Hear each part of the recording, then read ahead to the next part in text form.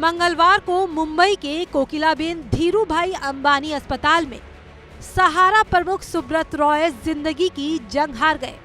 बीते रविवार को ही उन्हें अस्पताल में भर्ती कराया गया था। आज यानी कि बुधवार को उनका पार्थिव शरीर लखनऊ लाया जाएगा, जहां उनका अंतिम संस्कार किया जाएगा। लेकिन आज हम आपको उनके अर्श से फर्श तक की दिलचस्प कहानी बताएंगे। आज हम बात करेंगे कैसे उन्होंने स्कूटर से प्लेन तक का सफर तय किया। कभी देश में सहारा प्रमुख सुब्रत रॉय सबसे बड़ी शख्सियत हुआ करते थे।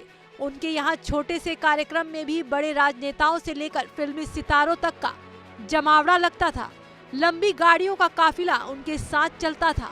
बता दें कि सुब्रत रॉय का जन्म 10 जून 1948 को बिहार के अररिया जिले में हुआ था। कोलकाता में शुरुआती शिक्षा दीक्षा लेने के बाद उन्होंने गोरखपुर के एक सरकारी कॉलेज से मैकेनिकल इंजीनियरिंग की पढ़ाई की। उसके बाद सुब्रत रॉय ने अपना पहला कारोबार गोरखपुर से शुरू किया। बताया जाता है कि सुब्रत रॉय शुरू से ही पढ़ने में कमजोर थे और उनका शुरू से ही बिजनेस करने का मन था।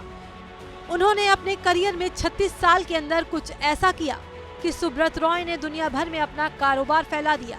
1978 में सहारा की शुरुआत के समय सुब्रत रॉय की जेब में महज 2000 रुपए ही थे।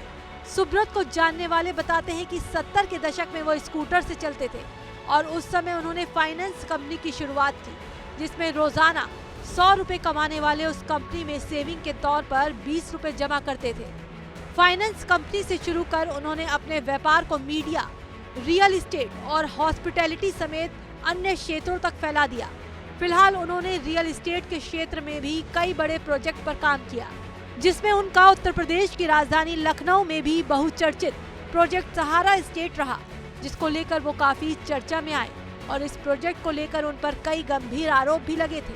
सहारा के कंधे पर जब तक मुलायम का सहारा रहा तब तक कोई दिक्कत नहीं हुई, लेकिन जैसे ही 2007 में सत्ता परिवर्तन हुआ तो मायावती की निगाहें सहारा श्री पर टेढ़ी हो गई, जिसके बाद से उनका पतन शुरू हो गया। जिसके बाद वो कई साल तक जेल में भी रहे, लेकिन आखिरकार अब उनका ये सफर खत्म हो गया है।